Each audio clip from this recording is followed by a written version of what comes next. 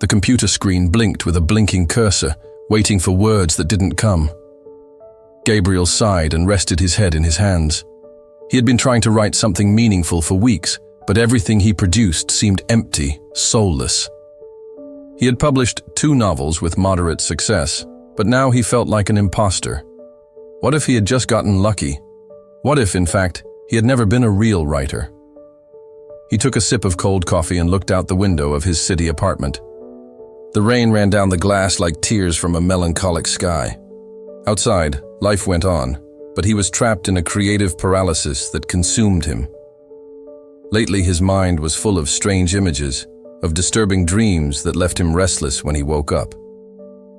The most recurrent one was that of an old house in ruins. It appeared every night, as if his subconscious was trying to tell him something. I walked through its dusty hallways, saw closed doors, and felt a presence in the shadows. Something was watching him, but he could never see what it was.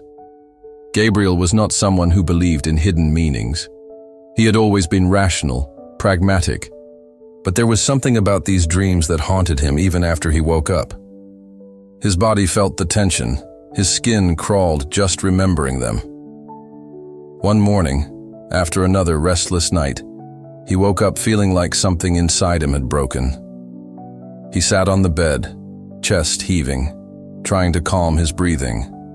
I couldn't continue, ignoring him. He took out his notebook and wrote, "I dreamed about the house again. This time, there was a red door at the end of the hallway. I tried to open it, but it was closed. I felt like something was on the other side, something that knows me better than I know myself." He closed his eyes for a moment, trying to connect the dots. Why a house in ruins? Why the door closed? Why? The feeling that there was something waiting for him. That same afternoon, in a desperate attempt to find inspiration, he decided to walk around the city. He wandered aimlessly, getting lost among the cobblestone streets, until he reached an old, secondhand bookstore. The smell of aged paper enveloped him, transporting him to another time. Among the dusty shelves, a title caught his attention: The Language of Dreams. He took it in his hands and turned the pages until he stopped at a paragraph that made his skin crawl. Dreams about houses reflect our mind. Closed rooms can symbolize repressed memories or aspects of ourselves that we are afraid to explore. Gabriel swallowed. Something about those words made him feel watched, as if the book was speaking directly to him. He bought the copy without thinking twice and left the store with his heart racing. That night when he went to bed, he did so with the book on his nightstand and a sense of anticipation. He closed his eyes and waited. Sleep did not take long to come. He walked through the ruined house. This time the red door seemed closer, as if it were waiting for him. He took the knob and tried to open it, but as he did so, a voice whispered in his ear, "You're not ready yet." He woke up with his body drenched in sweat. His heart was pounding, and his breathing was labored. Something was about to change. And although he didn't fully understand it, he knew in that moment that he had to follow the trail of his dreams. Gabriel woke up with goosebumps. The echo of the voice in your dream, "You're not ready yet," kept echoing in his head. He stayed in bed, staring at the ceiling, feeling something inside him stir. I wasn't ready for what? What was behind that red door? With the dream book still on his nightstand, he decided to immerse himself in its contents. He flipped through the pages eagerly, devouring each word. Dreams are the language of the unconscious.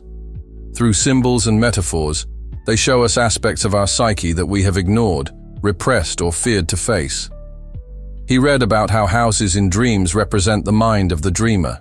Each room can symbolize memories, emotions, or parts of the personality that have been abandoned. Closed doors, in particular, indicate mental barriers, hidden secrets, or unresolved trauma. The description fit his dream too well. He closed the book and rubbed his eyes. Why was his mind showing him a ruined house? Why was he so afraid of that? Red door? He decided to make a list in his notebook. The house in ruins represents your mind. Is your creativity collapsing? The closed doors, emotional blocks, or repressed memories? The voice in the dream? Is it your subconscious talking to you? What does "you're not ready" mean? But ready for what? The next day, Gabriel took his investigation further. He spent hours browsing forums about dreams and unconscious psychology. He found an article that talked about Carl Jung and his concept of the shadow, the part of ourselves that we repress, the desires, fears, and emotions that we reject because they don't fit the image we want to project. Recurring dreams are usually attempts by the unconscious to communicate something that the conscious mind refuses to face. Gabriel felt a chill. Was that what his dream was trying to tell him?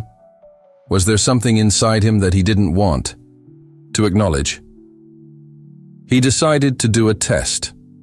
That night, before going to sleep, he would write a question in his notebook and let his subconscious answer in a dream.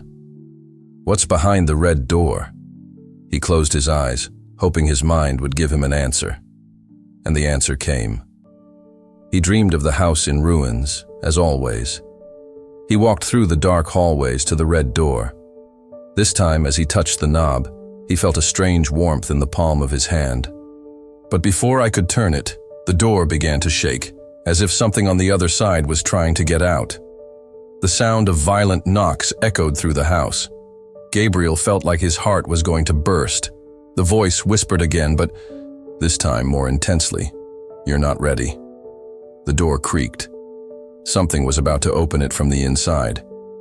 He woke up with a gasp, his body covered in cold sweat. He sat on the bed, breathing heavily. I knew that sooner or later, that door would open, but was he prepared for what lay on the other side? Gabriel spent the rest of the night awake, with the echo of the dream reverberating in his mind. There was something about that red door that his subconscious was trying to show him.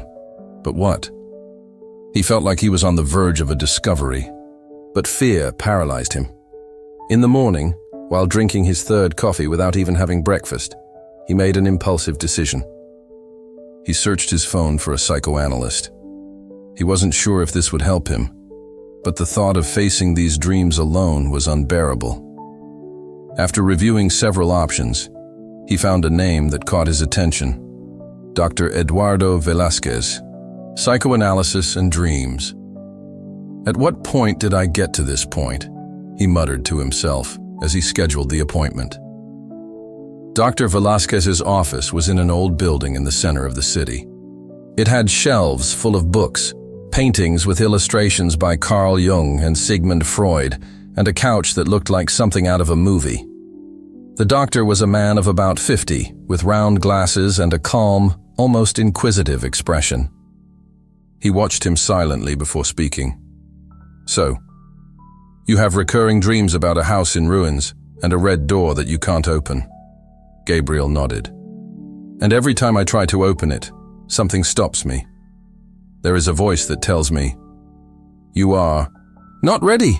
The doctor intertwined his fingers and leaned forward slightly. "And what do you feel when you hear that voice?" Gabriel remained silent.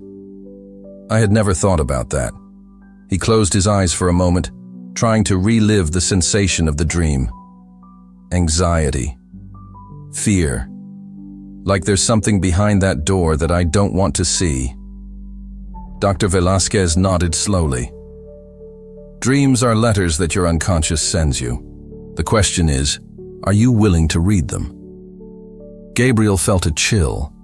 Do you think my subconscious is trying to tell me something? That's for sure. The question is that try to tell you.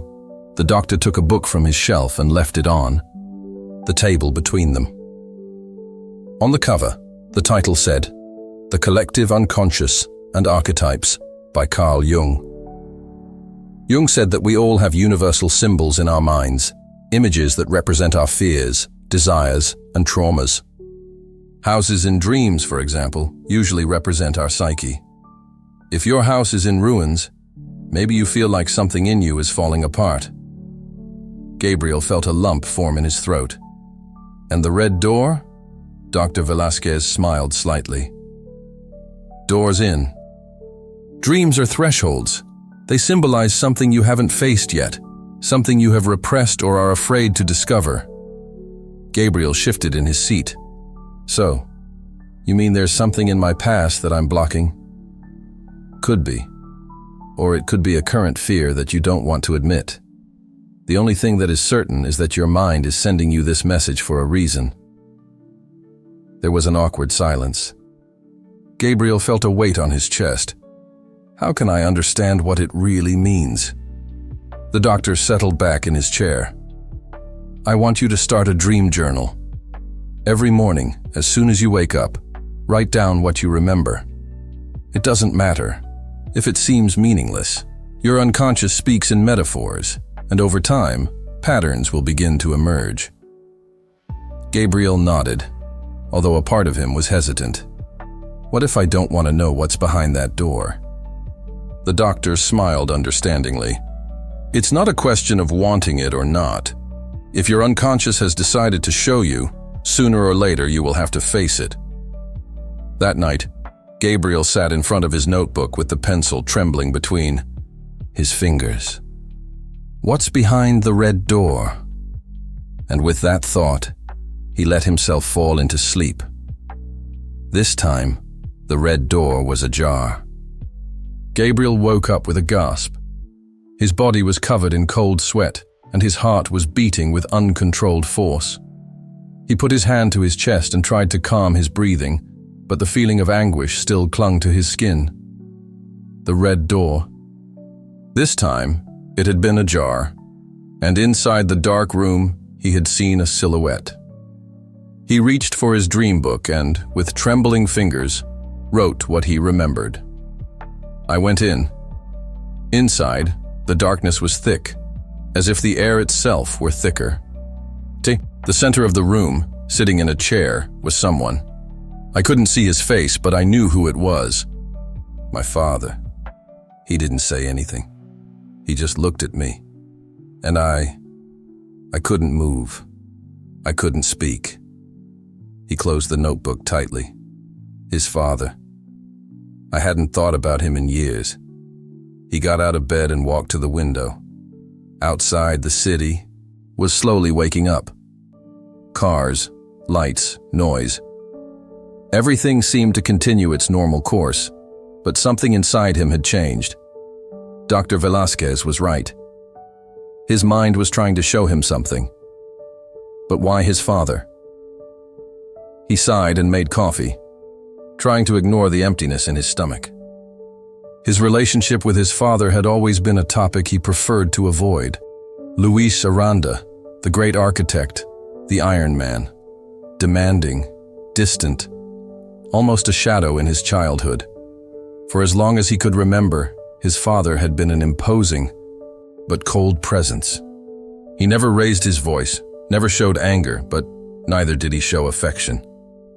Gabriel grew up seeking her approval, trying to show her that he was worthy of her gaze, of her recognition. But it didn't matter how hard he tried. It was never enough. Writers only invent nonsense, he had told her once when he was 12. Years old and showed her his first story.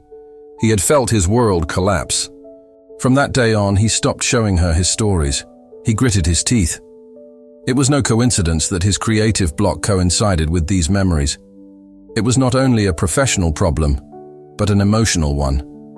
How much of your fear of writing had to do with the fear of not being enough? That day he couldn't concentrate on anything. There was a lump in his throat, a feeling of unease that he couldn't shake. When night fell, he went to bed with fear, and the dream returned. The house in ruins, the dark hallway, the red door open, and inside the silhouette of his father sitting in the chair. This time, Gabriel was able to take a step into the room. The air was heavy, as if time was moving slower. Dad, he whispered. The silhouette raised its head. Although he couldn't see her face, he felt her gaze piercing him. A shiver ran down his spine. He wanted to speak, ask something, anything, but his voice wouldn't come out. Suddenly, his father's figure vanished, like smoke dissipating in the darkness, and something remained on the chair. A book. Gabriel approached with his heart pounding. He took it carefully. It was his dream book, but when he opened it, he saw that all the pages were blank. He woke up with a start. He looked at his watch. 3:33 a.m. He sat on the bed, breathing heavily. What did that dream mean? Why did your father disappear? And why was the notebook empty? He hugged himself, feeling the same loneliness of his childhood. Now I understood it. If he wanted to unlock his creativity, if he wanted to continue writing, he had to face his father, or rather, the shadow of him that still lived in his mind. The coffee was cold. Gabriel had barely taken a sip before getting lost in the pages of the book that Dr. Velasquez lent him. The shadow is everything that the individual rejects about himself, that which has been repressed in the unconscious, because it is too painful, shameful, or socially unacceptable. Carl Jung's words seemed written for him. The shadow, the dark side of the psyche, the part of oneself that hides behind a mask of normality, of success, of what one is supposed to be. He closed the book and looked at his reflection on the black screen of his computer. How much of himself had he buried out of fear? He remembered his adolescence, the stories he wrote with passion, without fear of being judged. At that time, his stories were dark, full of broken characters, of fears that he didn't fully understand. But when he tried to show them to his father, the response was silent contempt. Since then, his writing has changed. It became more calculated, more structured, something that could be accepted. You don't write the story you really want to tell. He felt a chill.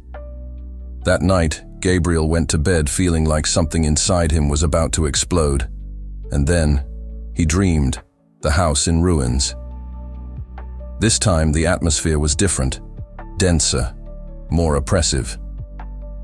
Gabriel walked through the dark hallways, but this time there was no red door. In its place, there was a mirror. She stopped in front of him, feeling a knot in her stomach. His reflection was watching him, but something was wrong. The man in the mirror was not him. Or rather, it wasn't alone he. His other self was smiling in a strange way. His eyes were darker, as if a shadow was moving behind them. I knew you would. Come, said his reflection. Gabriel felt a chill run down his spine. Who are you? The other Gabriel cocked his head. I'm you, the one you hid, the one you left behind when you decided to be what others wanted you to be. Gabriel felt his throat. Close. That's not true, no? The other Gabriel took a step forward, but in the real world, Gabriel couldn't move. When was the last time you wrote without fear? When was the last time you told the story you really wanted to tell, without thinking about anyone's approval? The weight on his chest intensified. You write to be accepted, to validate you, but you don't write what you need right. Gabriel gritted his teeth. That's not true. Yes, it is. The other version of himself smiled, showing an expression of triumph. And that's why you're empty. Because you betrayed yourself. Gabriel felt something inside him break. The shadow raised a hand and touched the mirror glass. Gabriel felt a pull on his chest, as if something wanted to tear him away from himself. You can't run away from me. The mirror exploded into 1,000 pieces, and Gabriel woke up with a gasp. He sat on the bed, his heart pounding. He put his hands to his face. I couldn't continue ignoring him. He had buried parts of himself for fear of not being accepted. And if he really wanted to write, if he wanted to recover his voice, he had to face his shadow. The cursor was flashing on the blank screen. Gabriel rested his elbows on the table and rubbed his temples. He had been sitting in front of his computer for almost an hour, but the words wouldn't come out. They weren't the right words. His editor had been clear in the last email. We need the final manuscript in a month. We can't keep waiting. A month. 30 days. Before, this kind of pressure would have driven you to work tirelessly, to meet expectations. But now everything was different. Because now he knew the truth. I wasn't writing the story I really wanted to tell. And that thought terrified him. When he arrived at Dr. Velasquez's office, he felt short of breath. I hadn't even slept well. The dreams became more intense, more insistent. "I'm afraid of failing," he said without preamble as soon as he sat down. The doctor observed him calmly, without interrupting. "I've always been afraid," Gabriel continued, feeling the words spill out uncontrollably. "Fear of not being enough, fear of disappointing, afraid that my father was right when he said writing was a waste of time." Dr. Velasquez nodded slowly. "Your ambition has been shaped by fear, Gabriel, not for passion." Gabriel felt a lump in his throat. "I don't know if I ever wrote something for the pure love of writing. There was always a purpose behind it, to prove something, to receive recognition." The doctor leaned forward slightly. "And now that you realize this, what will you do?" Gabriel closed his eyes for a moment. "Don't know." The silence became thick between them. "Tell me something," the doctor finally said. "If you didn't have to prove anything to anyone, if no one was going to read you, if there were no expectations, what story would you write?" The question hit him like a gust of cold wind. He opened his mouth to respond, but no words came out, because there was a story. One he had buried a long time ago, one that he never dared to write. That night, Gabriel barely slept a wink. He tossed and turned in bed, feeling a restlessness he couldn't name. And then the dream came. The house in ruins. But this time, something was different. Something glistened on the dusty ground. He approached with his heart beating in his throat. It was a golden key. He picked it up carefully. It was small, light, but as soon as he held it in his hand, he felt a chill run down his spine. That key was important. I knew it. But what was it for? He woke up with a gasp, his chest rising and falling rapidly. He sat on the bed, holding his head. There was something inside him, a story he had hidden for fear of judgment. And now, his unconscious was telling him that it was time to get her back. Gabriel couldn't stop thinking about the key. From the moment he woke up with the feeling of its weight still in his hand, he knew the dream meant something important. He spent the morning researching the symbolism of keys in dreams. Most of the texts agreed on the same thing. Keys represent access, discovery, release. But liberation from what? He took out his dream notebook and reviewed what he had written the night before. The house in ruins, dust, darkness. And there, on the floor, a small golden key. When I picked it up, I felt relief and fear. Something inside me knows that this key opens something important, something I have avoided. He closed the notebook with a sigh and headed to Dr. Velasquez's office. "What do you think the key means?" the doctor asked after Gabriel told him the dream. "I don't know," he answered, but deep down he felt that he did know. Velasquez smiled patiently. Keys in dreams usually represent the possibility of accessing something hidden. A knowledge, a memory, a personal truth. Gabriel nodded slowly. "But opening a door implies that there is something behind it," the doctor continued. "Something you may have avoided." Gabriel felt a chill. "I'm afraid of what I might find." The doctor watched him in silence for a moment. "Tell me, Gabriel, what is the story you always wanted to write but never dared?" The question left him breathless. He looked away. His heart was pounding. There was a story. One that had always been there. One that he had imagined 1,000 times, but never dared to put on paper. "When I was 16 years old, I used to secretly write stories. One of them was special. It was a dark story, unlike anything I had tried to write before. It wasn't something his father would approve of. He wasn't even sure anyone else could understand her. One day, he took courage and showed it to a literature teacher at school. "It's too strange," the professor told him with a forced smile. "I don't think people understand it." It was enough for Gabriel to put it away in a drawer and never touch it again. But the story never left his mind. It was always there, like a closed door waiting to be opened. He took a deep breath. The golden key in his dream wasn't just a symbol. It was an invitation, a sign that the time to tell had arrived, that history. That night, before going to sleep, he spent a long time looking at his computer screen. His fingers hovered over the keyboard, uncertain. I could feel it, the fear of judgment, of rejection, of his story not being enough. But I also felt something else. For the first time in years, he felt that he really wanted to write. He took a breath and started typing. The train moved smoothly on the rails, but inside, Gabriel, everything was a whirlwind. He never thought he would come back. His childhood was buried in that house, in those silent walls where he learned to silence what he felt. He clenched his fists. Dr. Velasquez had suggested the trip to him when he mentioned his blocks with the story he had finally decided to write. Sometimes, to move forward, you have to go back to the origin, the doctor told him.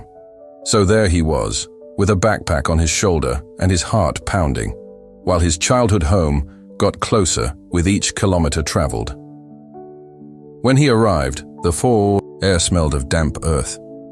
The house was still standing, but time had worn it down. The once neat windows were covered in dust. The door creaked as he opened it. Inside, everything was the same. Every piece of furniture, every framed photograph on the wall, everything frozen in time, as if his father could still appear at any moment. He walked slowly around the room. Suddenly, an image from his childhood struck him like a bolt of lightning. A 10-year-old boy sitting on the floor with a notebook, writing stories while his father read the newspaper without paying attention to him. "Why do you keep writing those things?" His father's voice resonated in his mind like a distant echo. "That won't get you anywhere." Gabriel closed his eyes. He had spent his entire life writing to prove to his father that he could do it. But was that what he really wanted? He explored the house in silence, with the feeling that every corner held a memory waiting to emerge. That's when he saw her, an old wooden box hidden at the bottom of a shelf. With his heart racing, he took it out and opened it. Inside there were letters. Letters that his father had never shown him. He took the first one with trembling hands. It was a letter addressed to an old friend. "Gabriel keeps writing. He doesn't say it, but I know it's the only thing that really matters to him. I don't understand his stories, but I know they are important to him. Sometimes I wonder if I will ever be able to tell him." Gabriel's eyes filled with tears. His father never told him that he believed in him, but in his own silent way, he did it. And now, after so many years of fighting, Gabriel understood something. The real obstacle was never his father. It was himself. His fear of rejection, your need for validation, his inability to accept that he didn't need to prove anything to anyone. He let out a shaky breath and looked around. I didn't need any more answers. He stood up, the box of letters in his hands, and knew exactly what he had to do. The sound of keys filled the room. For the first time in a long time, Gabriel wasn't thinking about deadlines, what his editor expected of him, or how his work would be received. I was just writing. Fearless. The words flowed like a river released from a dam that had been holding it back for years. He had spent the night awake, completely immersed in his story. He felt more awake than ever. Each sentence he wrote gave him a new breath, as if he were getting rid of an invisible weight he had carried all his life. For the first time, writing was not a burden. It was a return home. The following nights, the dreams changed. He returned to the ruined house, but this time it wasn't collapsing. The walls no longer seemed so fragile. There were windows with light, the closed door, the one he could never open, now had the golden key fitted into the lock. Gabriel turned her carefully. The door opened. Inside, a room full of books. His heart pounded. He approached a table in the center of the room and saw an open notebook. It was his. He leaned over and read the words written on the first page. Write what you fear to write. When he woke up, he did so with a sense of peace he hadn't felt in years. The process of writing this new story was completely different from anything I had experienced before. He was not afraid of error. I wasn't editing every sentence before I finished it. I just let the story come out. He felt like a child discovering magic for the first time. It didn't matter if that story was commercial or if his editor would approve it. It didn't matter if anyone would read it or if it would be rejected. For the first time, I was writing just for him. And that made him feel truly vivo. The mail arrived in the morning. Gabriel opened his inbox with a knot in his stomach, although deep down he already knew what he was going to find. Subject: about your manuscript. His editor's message was brief and direct. Gabriel, we appreciate the effort you've put into this story, but we think it strays too far from the type of books we can sell. It's too personal, too introspective. We don't think it has a clear market. If you prefer, we can discuss adjustments to make it more accessible. He stared at the screen for a long time. He felt the fear return. The old fear. It's not enough. It's not what people expect. It's not going to work. He stood up abruptly and walked across the room. He took a deep breath. This time he wasn't going to run away from what he felt. He let the rejection hurt. He let the voices of the past echo in his mind. That won't get you anywhere. But now there was a new voice inside him. Your own voice. And that voice told him that this story was the most honest thing he had ever written in his life. That it was worth it, even if no one else saw it. He met with his editor a few days later. I can make changes if you really think it's necessary, Gabriel said, measuring his words. But tell me something honestly. What do you think of the story? The editor exhaled slowly and rubbed his chin. It's good. It's incredibly good. But I don't know if it will sell. Gabriel nodded. That's all I needed to know. The editor looked up. What does that mean? Gabriel smiled. I'm going to publish it anyway. The fear was still there. But now he saw it clearly. He wasn't going to let her control him. He no longer needed anyone's approval to know that his story had value. For the first time in his life, he was going to trust himself. And so, that was true freedom. The first message arrived 2 weeks after publication. Gabriel read it with a frown, still in disbelief that someone was actually reading his book. I don't know if you'll ever read this, but I wanted to thank you. I felt like your story spoke directly to me. I hadn't written for years for fear of failure, and now I'm back at it. Thank you. Gabriel blinked.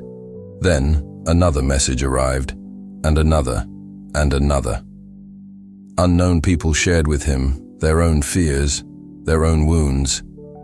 They told her that her story had reminded them of something they had forgotten, that their voices mattered too, that they had the right to tell their truth.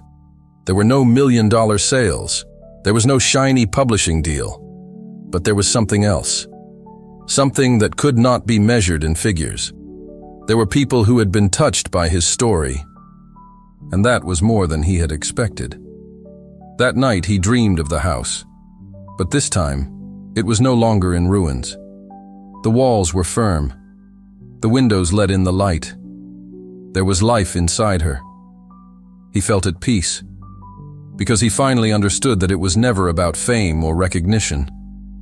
It was about authenticity, to write what really mattered, to speak with your own voice, without fear.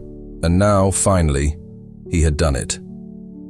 Dreams are not just meaningless images. They are messages.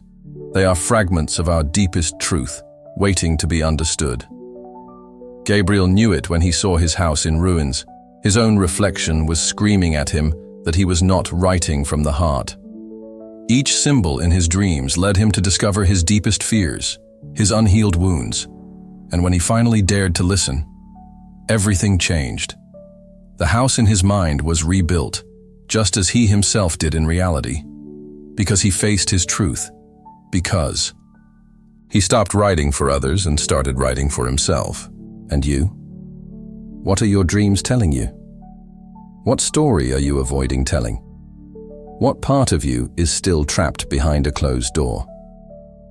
Don't ignore the whispers of your subconscious, because in them is the key to your purpose, your authenticity, your true ambition. Dreams show us what we fear to face, but they also give us the key to free ourselves. Gabriel looks out the window. Take a deep breath, smile, know that the journey never ends. But this time, walk without fear.